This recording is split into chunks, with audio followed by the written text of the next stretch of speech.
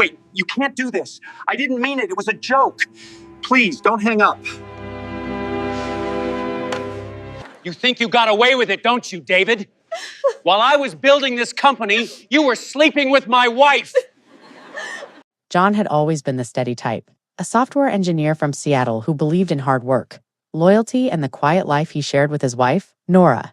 They'd been married for 8 years. High school sweethearts who built a cozy home in the suburbs, complete with a golden retriever named Max and weekend hikes in the Cascades. Nora worked as a marketing executive at a bustling tech firm downtown, where her boss, William, was the charismatic CEO everyone either admired or feared. It all shattered at the company's annual gala, held at a swanky hotel overlooking Puget Sound. John stood awkwardly, in his rented tux, nursing a beer, while Nora mingled with her colleagues. William, tall and slick with his designer suit and perpetual smirk, took the stage for his speech. "Folks, let's raise a glass to our star team," he boomed, his voice echoing through the ballroom. Then, spotting Nora in the crowd, he grinned wider. "And to Nora, our secret weapon.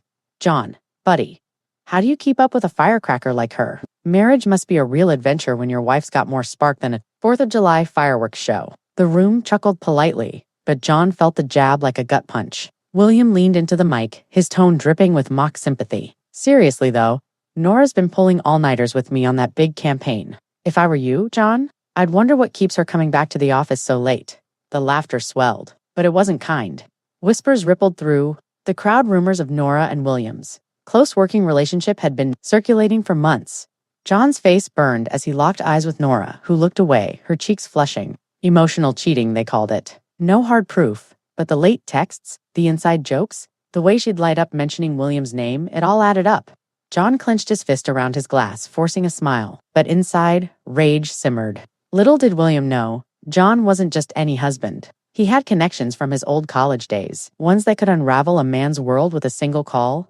John drove the Subaru home in silence, the Seattle rain drumming on the roof like accusations. Nora sat beside him, twisting her wedding ring, staring out at the blurred headlights on I-5. "I didn't know he was going to say that," she finally whispered. "It was just a stupid joke." John gripped the wheel tighter. "A joke. Everyone laughed because they think something's going on. Nora, tell me they're wrong." She hesitated too long. "William's intense about work. We've been stressed on the campaign. That's all. That's all." His voice stayed low. "Dangerous. The late nights, the weekends at the office, the way you smile when he texts you, emotional affair or not. You let him disrespect me in front of everyone." Tears welled in her eyes. "I'm sorry. I'll talk to him Monday. It won't happen again." John nodded slowly, pulling into their driveway. But as Nora headed inside, he stayed in the car, phone in hand. He scrolled to a contact labeled simply, "Ryan, old roommate."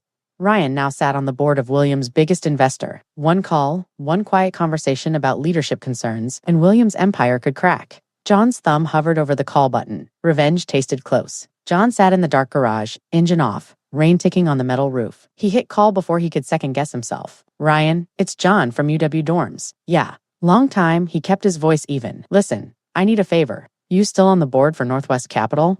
Ryan confirmed he was. John laid it out calmly. William's public stunt at the gala, the rumors swirling around the office, the damage it could do to company culture and investor confidence. He didn't mention Nora by name, just painted William as an arrogant CEO whose personal conduct was starting to bleed into the brand. Ryan listened without interrupting. "Send me whatever you've got," he said finally. "If it checks out, we'll handle it discreetly." John exhaled. "Appreciate it, man. This stays between us." He hung up, heart pounding harder than he expected. Revenge felt colder than he imagined. No triumph, just a hollow certainty. He walked inside to find Nora already asleep on the couch, phone clutched in her hand. Screen still glowing with a half-typed message to William. "We need to talk tomorrow." John stared at it for a long moment, then gently took the phone and set it aside. Monday dawned gray and drizzly. Typical Seattle weather mirroring John's mood. Nora left early for the office, kissing him goodbye with forced cheer. "I'll handle William today," she promised.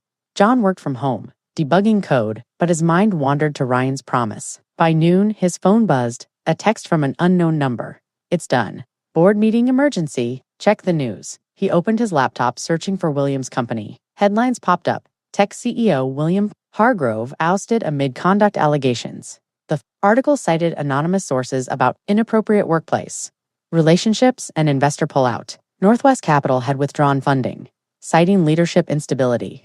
John's stomach twisted. It worked faster than expected. He texted Nora. "You okay?" No reply. Hours later, she burst through the door, eyes red. William's gone. Fired on the spot. The board said something about rumors damaging the company. She collapsed on the couch. How could this happen so quick? John held her, murmuring comforts. But inside, satisfaction bloomed. Revenge served cold, and no one suspected a thing. Nora paced the living room, phone buzzing with frantic texts from colleagues. The company's in chaos, she said, voice breaking. Investors pulled out overnight. William's ruined lawsuits coming, they say. John poured her a glass of wine, playing the supportive husband. Sounds like karma. Guys like him think they're untouchable. She sank into the couch, burying her face in her hands. You don't understand. We were close, but not like that. It was just emotional support. Work's been hell. John's jaw tightened. Emotional support. That confirmed it. But as he hugged her, guilt flickered. Had he overreacted? William's career ended because of one call, his call. Later that night, as Nora slept, John's phone lit up. A message from Ryan. Dig deeper if you want. Turns out, those rumors, there's more to the story. William's got skeletons. John stared at the screen, unease growing. What had he unleashed? John couldn't shake Ryan's message. That night, he texted back, "What skeletons? Tell me everything." Ryan called minutes later. "Look, after your tip, we audited William's emails and finances. Turns out, he's been skimming funds, small amounts, but enough to sink him. But there's more."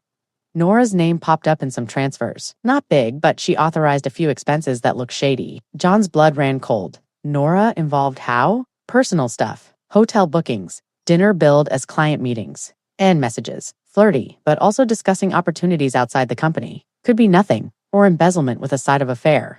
John hung up, staring at his wedding photo on the nightstand. He confronted Nora the next morning over coffee. "Tell me about William."